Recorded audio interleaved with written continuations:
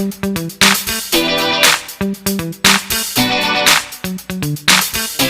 Morning.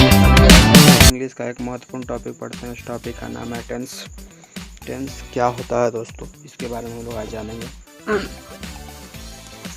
Time is tense. एक definition, दूसरा definition बताता हूँ आपको अच्छी तरीके से। The time of work occurrence is called tense. यानी जो समय के साथ घटित होता है उसे टेंस कहते हैं। टेंस जो होते हैं there are mainly 3 kinds of tense. First present tense, second past tense, third future tense. Present tense का हिंदी होता है वर्तमान काल, पास्ट टेंस का हिंदी होता है भूतकाल, फ्यूचर टेंस का हिंदी होता है भविष्य काल। इसमें हम लोग आज प्रेजेंट टेंस पढ़ेंगे। प्रेजेंट टेंस का पार्ट 1 आज है। ठीक है दोस्तों। Present tense is going to present time is called present tense. यानी जो समय प्रेजेंट में होता है उसे ही हम लोग क्या करते हैं, प्रेजेंट टेंस कहते हैं। यानी जो काम प्रेजेंट में होता है उसे ही हम लोग प्रेजेंट टेंस कहते हैं।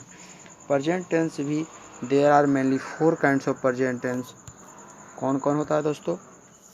तो present indefinite tense, present continuous tense, third present perfect tense, fourth present perfect continuous tense. आज हम लोग इसका पार्ट 1 पढ़ेंगे, प्रेजेंट इंडेफिनिट टेंस। प्रेजेंट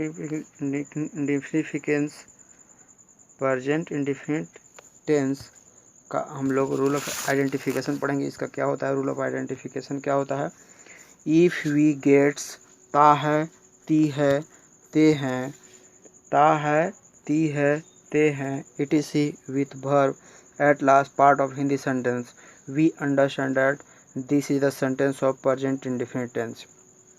यानी यदि हम लोग हिंदी वाक्य के अंत में ता है, ती है, ते हैं यादि लगा हुआ हो तो हम लोग इसे प्रेजेंट इंडेफिनिट टेंस का सेंटेंस समझेंगे। अफर्मेटिव सेंटेंस का मतलब होता है सविक्रात्मक वाक्य। इसका स्ट्रक्चर देखते हैं हम लोग। इसका स्ट्रक्चर होता है subject plus V1 plus V5 plus object. Example वह खाती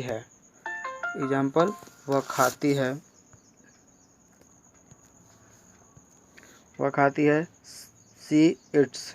सेकेंड एग्जाम्पल मैं पढ़ता हूँ, I read a book. S कहाँ लगेगा, ईएस कहाँ लगेगा, थोड़ा सा बता देता है आप लोगों को। जब वर्ब कॉन्सोनेंट होगा, जब वर्ब का फर्स्ट लेटर जब वर्ब का लास्ट लेटर जो होगा कॉन्सोनेंट होगा तो हम लोग एस लगाएंगे। जब वर्ब का लास्ट लेटर वोवेल होगा तो हम लोग ईएस लगाएंगे। He C it and singular noun with used S/ES। ठीक है दोस्तों। अब हम लोग निगेटिव सेंटेंस पढ़ते हैं। निगेटिव सेंटेंस का मतलब होता है नकारात्मक वाक्य। निगेटिव सेंटेंस का मतलब होता है नकारात्मक वाक्य। इसका स्ट्रक्चर क्या होता है? Subject plus do not plus does not plus verb 1 plus object. इसका एग्जाम्पल हुआ वह रांची नहीं जाता है, he does not go to Ranchi. तुम एक कहानी नहीं लिखते हो, you do not write a letter. अब देखिए दोस्तों, आप लोगों को ये पता नहीं चलता है कि हम लोग डज कहाँ लगाएं, डू कहाँ लगाएं, वो भी हम आप लोगों को बता देते हैं। जब subject he, C, it and singular name with use does not, यानी जब सब्जेक्ट ही रहेगा, सी रहेगा, इट रहेगा या सिंगुलर नाउन रहेगा तो हम लोग उसके साथ डज नॉट लगाएंगे। जब सब्जेक्ट आई रहेगा, वी रहेगा, यू रहेगा, दे रहेगा या प्लूरल नाउन रहेगा तो हम लोग उसके साथ डू नॉट लगाएंगे। अब इंट्रोगेटिव सेंटेंस देखते हैं। इंट्रोगेटिव सेंटेंस का मतलब होता है प्रश्नवाचक वाक्य। इसका स्ट्रक्चर क्या होता है दोस्तों? इसका स्ट्रक्चर होता है do oblique does plus subject plus verb one plus object plus question marks. Example देखेंगे। क्या वह एक पत्र लिखता है? क्या वह एक पत्र लिखता है? Does he write a letter? क्या वह घर जाता है? Does he go to house? Interrogative and negative sentence. इसका मतलब हुआ प्रश्नवाचक, प्रश्नवाचक और नकारात्मक वाक्य। Does oblique do plus subject plus not plus verb one plus object. Example क्या है? क्या वह घर नहीं जाता है? Does he not go to house? अब लोग आगे देखेंगे special interrogative sentence.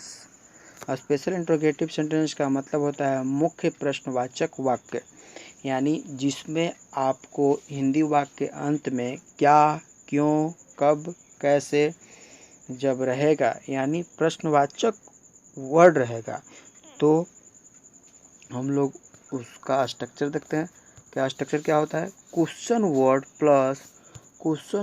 Plus do oblique does plus subject plus verb plus object plus question marks. Example देखते हैं।